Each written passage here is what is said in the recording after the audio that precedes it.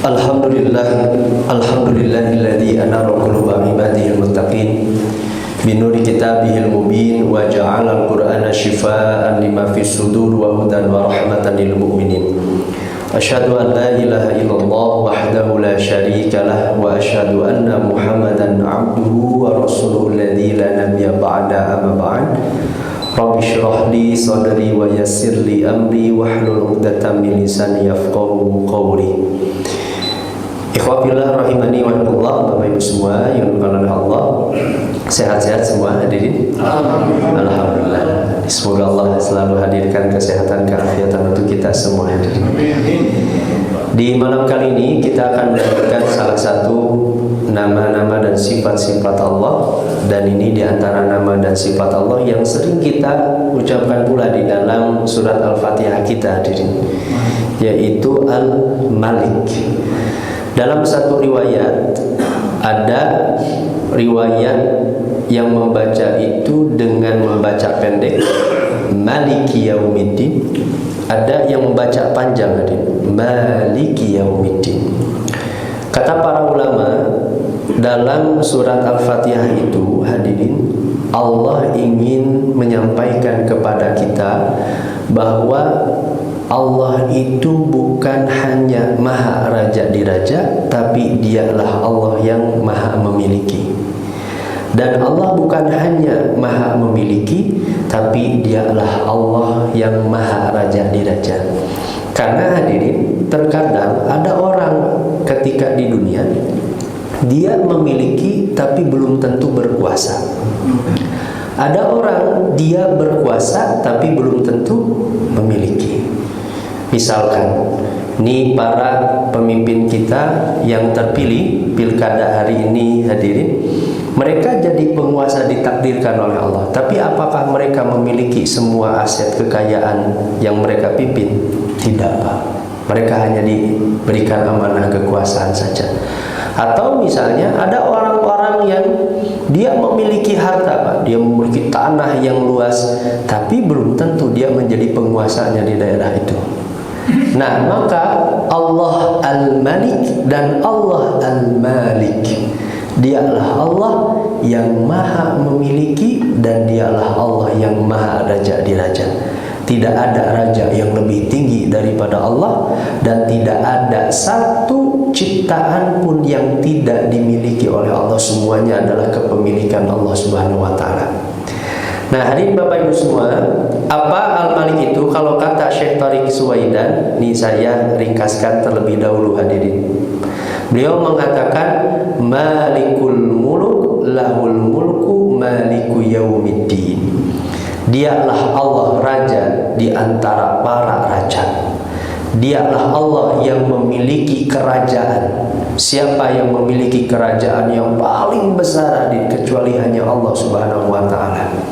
Hadirin Bapak Ibu semua yang oleh Allah, para tentara-tentara Allah melalui malaikat-malaikatnya yang mungkin kita tidak lihat kasat mata, begitu banyak, luar biasa hadirin. Bahkan dalam satu riwayat, di dalam hadis riwayat Al-Bukhari, ini menunjukkan banyaknya tentara-tentara Allah, malaikat-malaikat Allah. Di dalam hadis riwayat Al-Bukhari, Nabi itu kan pernah menyampaikan, hadzal baitul ma'mur, ini adalah Baitul Ma'mur. Yusolli fihi, di dalam Baitul Ma'mur itu, di Baitul Ma'mur itu masjid tempat ibadahnya para malaikat, tepatnya di langit yang ketujuh. Di dalamnya ada sab'una alfa malak la yamuduna akhiru ma'alaihi. Kata Nabi, setiap hari ada 70.000 malaikat masuk ke Baitul Ma'mur untuk beribadah, dan kemudian mereka tidak keluar lagi dari Baitul Ma'mur. Setiap hari, Pak. Kira-kira hadirin Bapak-bapak semua, kalau sejak dahulu Allah menciptakan Baitul Ma'mur, setiap hari ada 70.000 masuk malaikat dan tidak keluar lagi, sampai hari ini kira-kira ada berapa malaikat-malaikat Allah, Pak? Berapa tentara-tentara Allah yang Allah miliki, yang selamanya senantiasa bersujud, taat kepada Allah, memuliakan Allah, bertasbih kepada Allah. Makanya hadirin Bapak Ibu semua, demi Allah, andaikan seluruh manusia itu kufur kepada Allah, bahkan tidak ada yang bersujud satu manusia pun di dunia ini, tidak akan mengurangi sedikit pun kerajaan Allah. Karena Dia adalah Al-Malik, Al-Malik. Dialah Allah yang maha memiliki dan Allah yang maha raja di raja. Itu begitu banyaknya malaikat yang Allah ciptakan. Atau misalnya kita ambil salah satu tentara Allah, malaikat pembawa arash, yang kata Al-Quran, yahmilu arsya rabbika yawma idzin thamaniyah. Yang membawa arash itu cukup 8 malaikat saja, Pak. Tapi satu malaikat pembawa arash itu dalam hadis riwayat Tirmidzi, kata Nabi SAW, udzina li an uhadditsa min malakin min malaikatillah. Aku diizinkan oleh Allah untuk menyampaikan salah satu di antara malaikat-malaikat Allah, min hamalatil arsh, malaikat pembawa arash. Yang kata Nabi, hadirin, baina udhunihi ila atikihi masiratu sab'imi'ati am. Jarak antara ujung kuping malaikat pembawa arash sampai pundaknya saja itu sejarak 700 tahun perjalanan. Bapak-bapak kalau naik motor Pak 700 tahun teureun-eureun nepikeun ka mana kira-kira? Itu kata Nabi, hadis sahih Pak. Dari ujung kuping sampai pundaknya saja itu baru satu malaikat di antara 8 malaikat pembawa arash. Siapa yang memiliki kebesaran hadirin yang seperti itu? Itu baru makhluknya yang Allah ciptakan. Seperti apa kekuasaan Allah Azza wa Jalla untuk menciptakan 8 malaikat arash, pembawa arash. Dialah Allah yang maha raja di raja. Tidak ada yang lebih hebat kerajaannya daripada Allah Subhanahu wa ta'ala. Bapak Ibu semuanya pada Allah, Allah sebutkan Al-Malik ini di dalam surat Al-Hasyr ayat ke-23. Wallahu alladzi la ilaha illahu huwal malik. Dialah Allah yang tidak ada ilah kecuali Dia, Dialah Al-Malik. Ketika Allah menyebutkan hadirin Al-Quddus, As-Salam, Al-Mu'min, Al-Muhaimin, Al-Aziz, Al-Jabbar, Al-Mutakabbir, itu semuanya bersandar menunjukkan kemuliaan Al-Malik, Pak. Al-Malik lebih didahulukan dibandingkan dengan sifat-sifat yang lain. Allah itu Al-Malik, nanti kita bahas. Allah pun Al-Quddus. Kerajaannya tidak ada sedikit pun cacat dari kerajaannya. Jangankan kerajaan yang maha luas hadirin, alam semesta yang diciptakan oleh Allah, Pak. Lihat, adakah kecacatan dari ciptaan Allah ini? Sampai Allah bertanyakan di dalam surat Al-Mulk, adakah kecacatan, kekurangan dalam ciptaan Allah ini? Allah itu As-Salam, Dia Maha Raja, tapi kerajaan Allah, Allah lah yang memberikan kesejahteraan. Raja yang memberikan kesejahteraan. Dialah Allah Al-Mu'min yang memberikan keamanan. Dialah Allah Al-Muhaimin yang memberikan perlindungan. Dialah Allah Al-Aziz yang maha mulia. Al-Jabbar, Al-Mutakabbir. Dialah Allah yang maha kuasa, maha sombong. Ini nanti satu persatu hadirin, berdasarkan ayat ini kita bedah satu persatu maknanya, mulai dari Al-Malik kemudian Al-Quddus dan selanjutnya. Nah, kata Imam Ibnu Qayyim, beliau mengatakan apa makna Al-Malik itu? Wa ammal malik fahuwal amiru an-nahi al-mu'izzu al-mudhil. Dialah Allah yang memerintahkan, Dialah Allah yang melarang. Hadirin Bapak Ibu semua, ketika Allah memerintahkan para malaikatnya untuk mencabut nyawa seorang hamba meskipun dalam keadaan sehat, siapa yang bisa menahan kematian itu? Berapa orang hadirin yang merasa hidupnya sehat, Pak? Si bapak itu kemarin itu sholat bareng, sholat berjamaah, tapi Allah perintahkan malaikatnya untuk mencabut nyawanya untuk bertemu dengan Allah. Dia Allah yang melarang, menahan hadirin. Berapa orang, Pak, yang sakit, Pak, gak kunjung-kunjung meninggal, Pak. Allah yang melarang itu, menahan itu para malaikat untuk tidak mencabut nyawanya, karena Allah yang memegang, menggenggam semua hadirin. Ruh ini berada dalam genggaman Allah Subhanahu wa taala. Ini saya punya pengalaman hadirin, tapi pengalaman yang menarik sekali. Dulu ketika saya tinggal di kebun kopi, Bapak Ibu semua, jam 1:30 ada jamaah ngetuk pintu, ada 1:30 malam. Ustaz, saya pun agak kaget, bahkan pasti kan gak akan mungkin hal yang sepele, ini pasti penting sekali. Dia ngetuk pintu, saya buka, kemudian Ustaz tolong, bapak saya sedang sakaratul maut katanya. Beliau mengatakan seperti, dia mengatakan seperti itu, sepertinya mau meninggal, tolong bantu talkinkan. Akhirnya saya datang lama. Sebentar saya beres-beres dulu kata saya. Saya beres-beres dulu, kemudian saya datang ke rumahnya 1:30 dan memang ternyata kondisinya dia memang ayahnya ini sudah tua. Dia tarik, jadi sudah sesak. Nah, akhirnya hadirin, karena saya yakinlah anak-anaknya bahkan semua berkumpul, ada yang menangis ketika itu. Kemudian saya mentalkinkanlah ketika itu pelan-pelan, la ilaha illallah. Akhirnya dia ikuti, Pak, la ilaha illallah. Saya terus talkinkan setengah jam, Pak, mentalkinkan terus, Pak. Sampai, dimohon maaf ya, sampai akhirnya dia mengatakan, Ustaz, mohon maaf, capek saya. Di situ saya kaget, Masya Allah. Saya terpersepsikan sama anak-anaknya bahwa bapaknya bakal meninggal. Kan yang memegang nyawa itu bukan pernyataan seseorang, tapi genggaman itu dan Allah.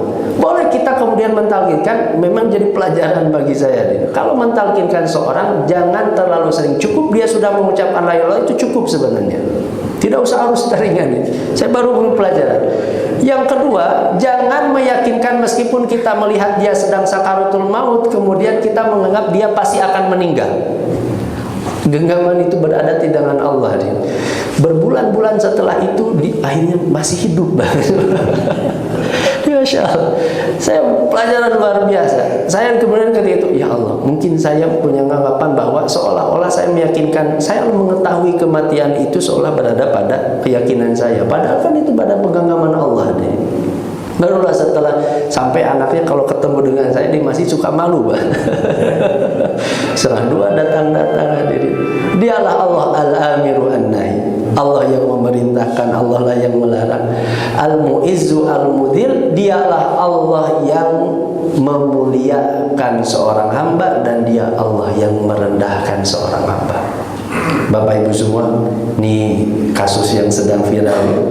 Ini seorang ustadz yang merendahkan tukang SD, dan itu mudah sekali Allah membalikkan untuk memuliakan seorang hamba yang dianggap hina oleh orang lain, dianggap rendah oleh orang lain, dan kemudian Allah membalikkan hina yang dahulunya mungkin dia dianggap mulia oleh orang lain. Man tawadha'a lillah, kata Nabi SAW, siapa yang merendahkan dirinya karena Allah, rafa'ahullah, Allah akan angkat derajatnya. Wa man takabbara, dan siapa yang dia merasa sombong, angkuh, nah, kata wadha'ahullah, Allah akan merendahkan kehormatannya. Nah, hadirin ikhwatiman, kemudian kata Imam Ibnu Qayyim al-Jauziyah, beliau mengatakan, alladzi yasrifu umura ibadi, dialah Allah yang mengatur seluruh urusan hamba-hambanya, kama yuhibbu, sebagaimana yang Allah sukai. Bapak Ibu semua yang oleh Allah, Allah memberikan sehat, Allah berikan sakit, Allah berikan untung, Allah berikan rugi. Dialah Allah rajanya yang mengatur itu semua. Berapa orang hadirin yang mengatur strategi penjualan bisnis luar biasa, Pak, tapi kalau Allah tidak hadirkan keuntungan, dia gak akan untung sampai kapanpun. Tapi satu waktu mungkin ada orang biasa saja strategi bisnisnya, tapi Allah kemudian mudahkan, berikan keuntungan, karena dialah Allah yang maha rajanya, yang menentukan semua urusan-urusan hambanya. Walau min ma'nal malik, dan di antara makna Malik itu ma yastahiquhu minal asma'il husna, termasuk nama-nama Allah yang mulia, Al-Aziz, Al-Jabbar, Al-Mutakabbir, Al-Hubbu, Al-Adlu, Al-Khafid, Al-Rabbi, Al-Rafi, Al-Mu'iz, Al-Mudhil, Al-Azim, Al-Jalil, Al-Kabir, Al-Hasib, Al-Mujid, Al-Wali, Al-Muta'alil, Malikul Mulku, Al-Muqsid, Al-Jami, itu semuanya bersandar kepada Al-Malik. Tadi Allah yang Al-Jabbar, Maha Kuasa, Allah yang Maha Adil, Allah yang Maha merendahkan, Allah yang mengangkat derajat seorang hamba, Allah yang memuliakan, Allah yang menghinakan, Allah yang Maha Agung, Maha Mulia, Maha Besar, yang Maha menghitung, Allah yang Maha melindungi, Allah yang Maha tinggi, Allah yang Maha mengadili, Al-Jami, dan Allah yang Maha menghimpun. Semuanya kembali kepada Al-Malik, karena dialah Allah, raja di antara para raja. Nah, hadirin ikhwati manakumullah, bahkan ini sesuai dengan firman Allah tadi di dalam ayat ini. Qulillahumma malikal mulki tu'til mulka ma tasha' wa tanzi'ul mulka mimman tasha'. Katakanlah Muhammad, dialah Allah Maha Raja di Raja yang memberikan kerajaan kepada orang yang Allah kehendaki. Wa tanzi'ul mulka mimman tasha', dan Allah lah yang punya kehendak mencabut kerajaan dari orang yang Allah kehendaki. Mudah sekali hadir. Berapa orang yang dia merasa hebat, esok harinya sudah ditunggu kerajaannya akan dicabut oleh Allah. Berapa orang yang merasa hina, rendah, memohon, esoknya Allah siapkan untuk mengangkat derajatnya, karena Allah yang memegang semua kerajaan kekuasaan itu. Wa tu'izzu man tasha wa tudhillu man tasha, dialah Allah yang memuliakan orang yang Allah kehendaki dan merendahkan orang yang Allah kehendaki. Biyadikal khair, berada dalam genggaman Allah seluruh kebaikan itu. Innaka ala kulli syai'in qadir, sungguh Allah Maha berkuasa atas segala sesuatu. Nah, hadirin ikhwati iman rahimakumullah, inilah Allah Raja di Raja, hadirin. Allah yang penguasa para raja. Kenapa di dalam surat Al-Fatihah itu Allah khususkan rajanya untuk hari kebangkitan, Pak? Maliki yaumiddin. Karena ketika di dunia berapa raja orang yang menganggap dia punya kekuasaan yang paling tinggi, seperti halnya Fir'aun.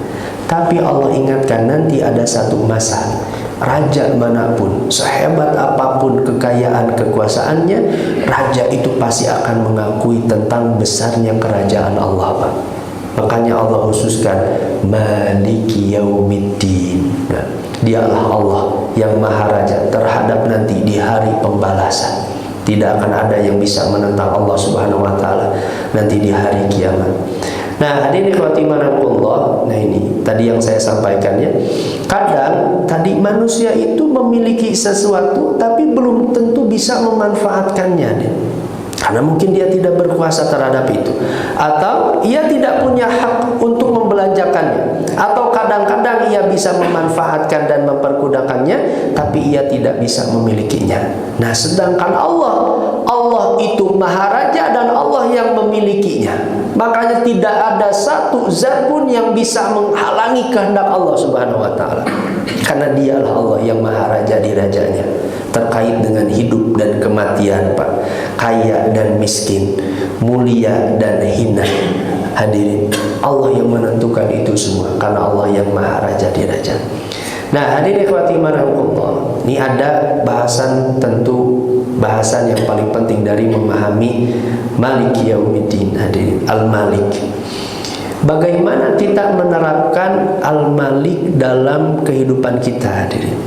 Yang pertama, Bapak Ibu semua, kalau kita mengetahui bahwa dialah Allah Maha Diraja, maka tidak ada sedikit pun layak di dalam hati kita ada kesombongan terhadap apapun yang kita miliki, Pak. Apapun yang kita miliki itu sifatnya semu, hanya majazi saja kata para ulama. Mulai dari harta, jabatan, hadirin, kendaraan, rumah, uang, keluarga, anak, semuanya itu adalah kepemilikan Allah Subhanahu wa taala. Bahkan apa yang ada di dalam jasad kita ini, semuanya itu adalah milik Allah Subhanahu wa taala. Tangan ini, itulah alasannya hadirin Bapak Ibu semua. Kata Imam Asy'arawi, kenapa nanti hadirin di hari kiamat itu tangan kita bisa berbicara, Pak? Kenapa nanti di hari kiamat itu mata kita bisa berbicara? Seperti di surat As-Saffat kan, hatta idza ma ja'uha syahida 'alaihim sam'uhum wa absaruhum wa juluduhum bima kanu ya'malun. Nanti ketika orang-orang berada di hadapan Allah Subhanahu wa taala, kata Allah, mata-mata mereka hadirin, bahkan kulit-kulit mereka pun, kata Allah, itu akan berbicara menjadi saksi setiap apapun yang mereka lakukan. Nanti para orang-orang ketika di hari kiamat itu hadirin terheran, kenapa bisa-bisanya kulit yang dahulu hari ini diam, tapi ketika di hari kiamat bisa berbicara. Orang akan mengatakan, lima syahidtum alaina. Di ayat selanjutnya, kenapa hei kulit kamu bisa-bisanya menjadi saksi terhadap perbuatan-perbuatan kami?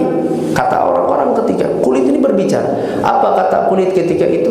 Antaqanallahu alladzi antaqa kulla syai' wa huwa khalaqakum awwala marrah wa ilaihi turja'un. Dialah Allah yang menjadikan kami bisa berbicara, dan dialah Allah yang menciptakan kalian pertama kali, dan hanya kepadanya lah kalian akan dikembalikan. Kata Imam Asy'arawi, hadirin Bapak Ibu semua, nikah, kenapa nanti jasad kita bisa berbicara di hari kiamat? Hikmahnya, kata Imam Asy'arawi, karena Allah ingin menyadarkan kepada kita semua bahwa jasad ini nanti ketika di hari kiamat kembali kepada pemiliknya. Ketika di dunia, Pak, saya menggerakkan tangan sesuai dengan kehendak saya. Mungkin saya punya anggapan tangan ini milik saya. Saya ketika berbicara hari ini pun hadirin, berbicara apapun, kata apapun, sesuai dengan kehendak saya, lisan dan hati saya. Saya punya anggapan lisan ini milik saya. Ketika di dunia, seorang hamba punya anggapan bahwa seluruh jasadnya itu adalah miliknya, tapi nanti ketika pulang bertemu dengan Allah, maka Allah sadarkan bahwa seluruh jasad ini akan kembali lagi kepada pemiliknya, maka hanya pemiliknya lah yang bisa mengizinkan setiap jasad itu berbicara. Maka Allah sadarkan hadirin, nanti dengan bicaranya mata kita, tangan kita, kaki kita. Maka hadirin ikhwatiman rahimakumullah, nah, orang yang beriman kepada Malik dan Malik, Bapak Ibu semua, orang akan sadar sekali, ini adalah titipan Allah. Semuanya ini adalah kepemilikan Allah. Inilah nikmat yang akan dikembalikan kepada Allah, yang semua nikmat-nikmat apapun yang kita miliki ini akan ditanya oleh Allah Subhanahu wa taala. Tsumma latus'alunna yauma idzin 'anin na'im. Semua hadirin, kemudian kalian semua nanti di hari kiamat, di hari itu akan ditanya tentang kenikmatan-kenikmatan. Kenikmatan ayat apa yang dimaksud di dalam ayat ini? Kalau kata Imam Ibnu Abbas, beliau mengatakan sihatul asma wal absar, tentang kesehatan pendengaran dan penglihatan. Itu kata Abdullah bin Abbas.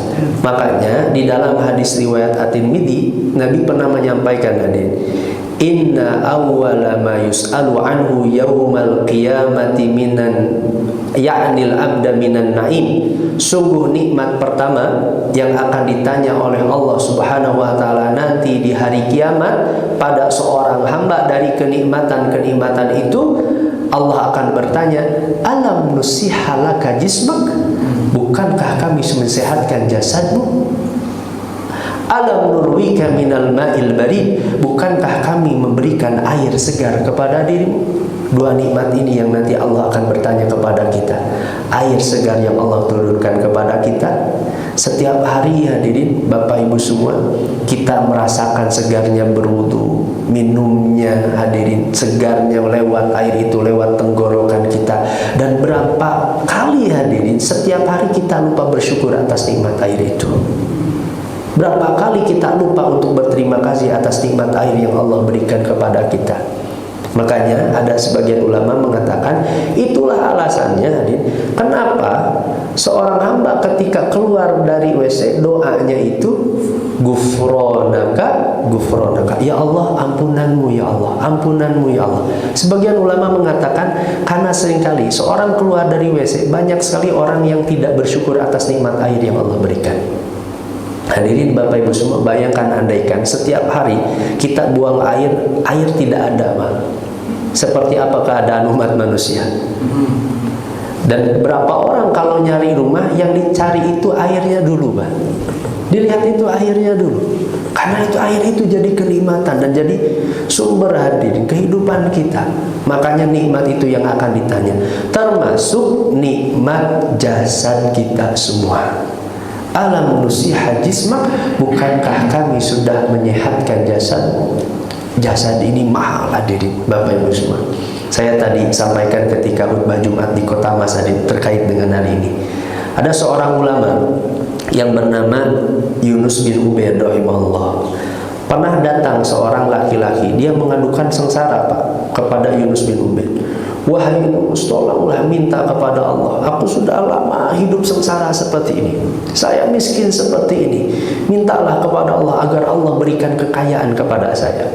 Kemudian Yunus bin Ubaid bertanya kepada orang itu, mau tidak aku beri kepada dirimu 100.000 dinar? 1 dinar saja itu sebanding dengan kurang lebih 4 gram emas. Sekarang bayangkan hadirin, Yunus bin Ubaid mau memberi 100.000 dinar. Mau tidak aku berikan kamu 100.000 dinar? Tapi tolong berikan kedua matamu kepada saya. Dia berpikir hadirin, untuk apa saya mendapatkan uang sebesar itu, wahai Yunus, sedangkan saya harus kehilangan kedua mata saya? Kemudian Yunus sampaikan lagi, kalau begitu saya tambah lagi 100.000 dinar lagi, tapi saya ingin memiliki 2 kakimu itu. Dia mikir lagi, Pak, buat apa saya punya 200.000 dinar? Anggap saja, buat apa saya memiliki ratusan miliar rupiah, tapi saya harus kehilangan 2 kaki ini, kata laki-laki itu. Kemudian Yunus memberikan nasihat seperti ini hadirin. Yunus mengatakan, inni ara indaka mi'ataini ulufan wa anta tashkul haja ilallah.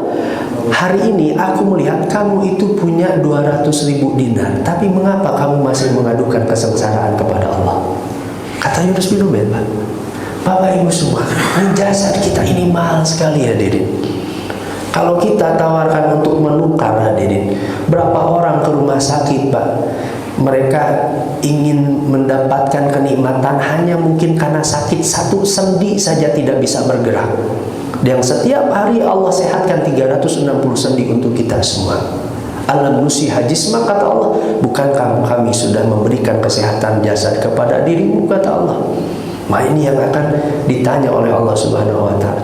Makanya wajar, kata Nabi SAW, 2 nikmat yang paling sering diabaikan oleh seorang hamba, nikmatani magbunun fima katsirun minan nas, as-sihhatu wal faragh. 2 kenikmatan yang sering dilalaikan oleh orang-orang itu, yang pertama adalah kesehatan, yang kedua kesempatan, waktu luang hadirin.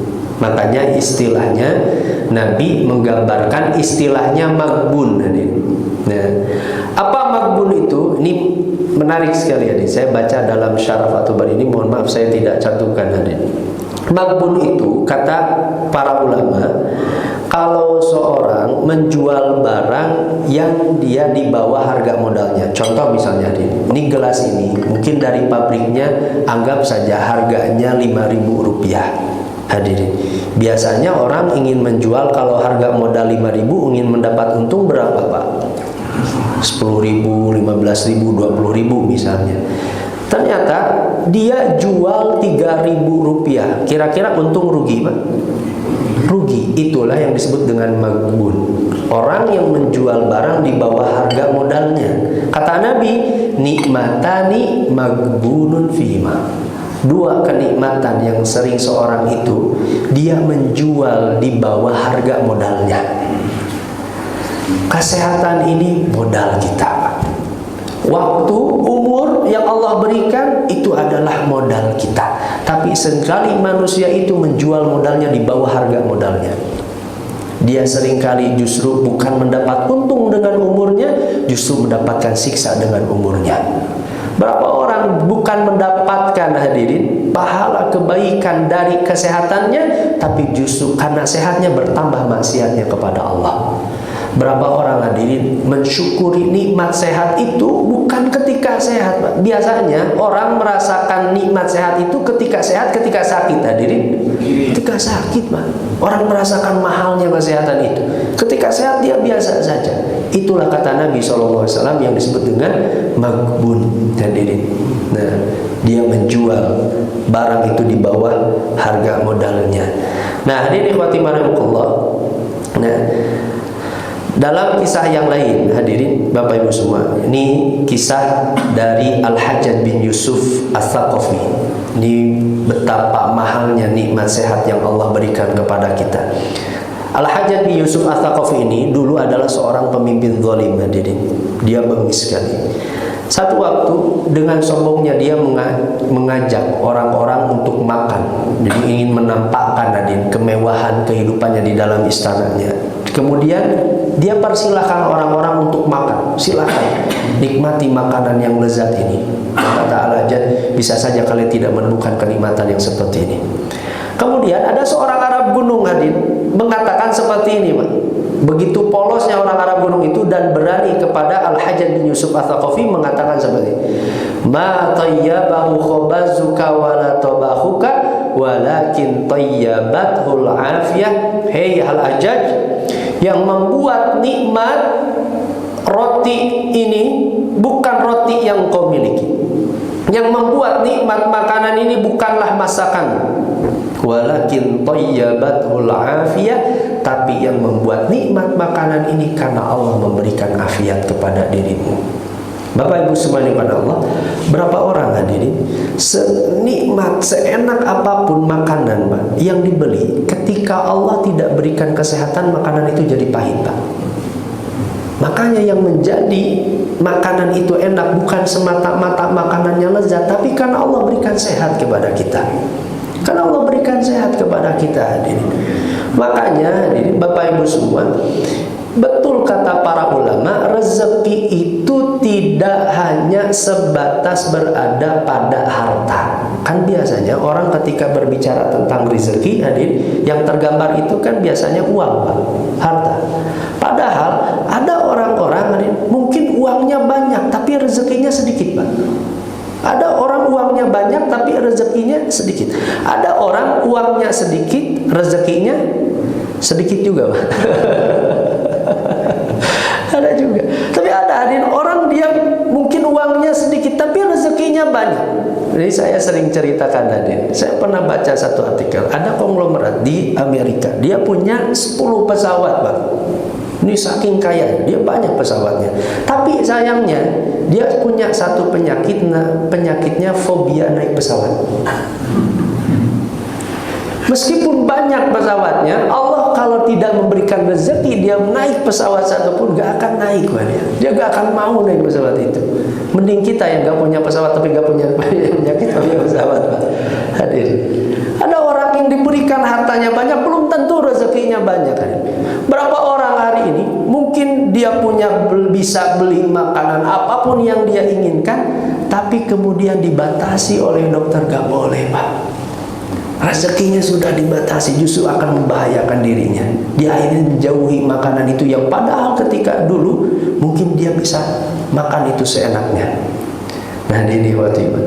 Nah, maka afiat yang Allah berikan kepada kita semua, yang ini menjadikan nikmat-nikmat kita itu semua.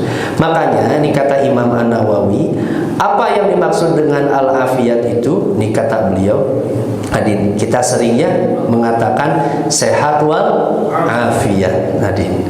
Kata beliau, apa yang disebut dengan al-afiyat itu? Al-alfaz al-amah al-mutanawilah lidaf'i jami'il makruhat fil badan wal batin fid dini wa dunya wal akhirah. Afiat itu kata Imam An-Nawawi satu nama yang mencakup seluruh hal. Ketika Allah melindungi kita dari sesuatu yang tidak kita inginkan pada badan kita, Allah jauhkan badan kita dari penyakit, itu pun afiat. Wal batin, Allah jauhkan batin kita dari hal yang kita tidak mau, sedih, takut, cemas, ya, tidak bahagia. Allah berikan bahagia, ketenangan, itu bagian dari afiat. Hadirin, termasuk ad-din, ad-dunya wal akhirah. Seorang diselamatkan agamanya, itu bagian dari afiat. Seorang diselamatkan dunianya, Allah limpahkan rezekinya, berikan harta yang banyak, hadirin, itu pun bagian dari afiat. Termasuk kenikmatan di akhiratnya, dia selamat dari panasnya api neraka, itu pun bagian dari afiat. Makanya hadirin Bapak Ibu semua, ada orang yang sehat tapi belum tentu afiat. Tapi ketika orang sudah diberikan afiat, dia pasti sehat, Pak. Saya ulangi lagi, seorang diberikan sehat belum tentu dia afiat. Tapi ketika seorang diberikan afiat, dia pasti sehat. Ada orang dia sehat, Pak, selamanya ketika di dunia, tapi ketika pulang nanti di kehidupan akhirat, dia sakit selama-lamanya di dalam neraka. Hadirin, tapi berapa orang yang mungkin sakit ketika di dunia, Pak, tapi sehat selama-lamanya di dalam surga. Namun ketika Allah berikan afiat kepada seorang hamba, bukan hanya Allah sehatkan kehidupan dunianya, tapi bahkan Allah sehatkan kehidupan akhiratnya. Itulah yang disebut dengan afiat. Makanya tadi kata orang Arab gunung tadi, yang membuat nikmat makananmu al-hajjaj, yang membuat lezat makanan ini bukan karena makanan yang kamu miliki, tapi karena afiat yang Allah berikan. Nih, hadirin ikhwati man rahimani wa rahimakumullah. Nah makanya nih Bapak Ibu semua, Nabi itu merutinkan doa ini, hadirin. Mintalah kita kepada Allah nikmat ini karena kita yakin sekali Allah yang memiliki dunia ini semua. Allah yang memiliki semua kehidupan akhirat. Bahkan Allah bukan hanya memiliki, tapi dialah Allah yang maha raja di rajanya. Allah yang memilikinya. Abbas bin Abdul Muthalib satu waktu meminta kepada Nabi, "Ya Rasulullah, alimni syai'an as'alullah azza wa jalla." Ya Rasulullah, ajarkan kepada diriku satu doa yang aku dengan doa itu meminta kepada Allah. Nabi Pak bertemu dengan Abbas. Abbas itu kan paman Nabi, Abbas bin Abdul Muthalib. Paman itu dalam syariat kita itu menempati kedudukan ayah. Ketika ayah tidak ada, yang menggantikan kedudukan itu adalah paman. Ketika ibu tidak ada, maka yang menggantikan itu adalah bibi. Maka Nabi tentu pasti akan mengajarkan doa, seolah-olah mengajarkan doa kepada ayahnya sendiri, Pak. Yang doa ini tentu gak doa sembarang. Apa yang disebutkan oleh Nabi? Nabi singkat, Pak, tidak panjang doa yang diajarkan oleh Nabi. Salillahal afiyah. Kata Nabi kepada pamannya, Pak, seolah-olah ayahnya sendiri, mintalah kepada Allah keafiatan. Lama berselang waktu, heran Abbas bin Abdul Muthalib itu kok cuman itu diajarkan oleh Muhammad tadi kepada Abbas. Datang lagi, bertanya lagi kepada Rasulullah, "Ya Rasulullah, alimni syai'an as'alullah azza wa jalla." Tolong ajarkan kepada diriku satu doa yang dengan doa itu aku bisa meminta kepada Allah Subhanahu wa taala. Nabi kemudian menegaskan lagi, "Ya Abbas," di hari yang lain, "Wahai Abbas, ya amma Rasulillah, wahai pamanku, salillahal afiyata fid dunya wal akhirah." Mintalah keafiatan di dunia dan akhirat. Nabi menegaskan, menunjukkan hadirin Bapak Ibu semua, ketika seorang hamba diberikan keafiatan, Pak, karena seorang hamba yakin dialah Allah yang maha memiliki, dialah Allah yang maha dajat dirajat.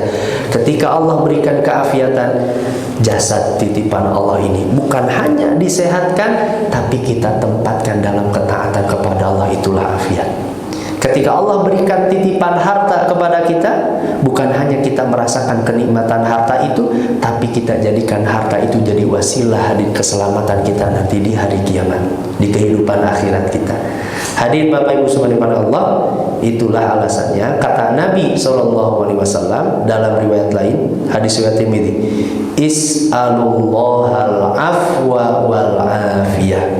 Mintalah kalian kepada Allah ampun dan keafiatan, fa inna ahadan lam yuqta ba'dal yakin khairan minal afiyah.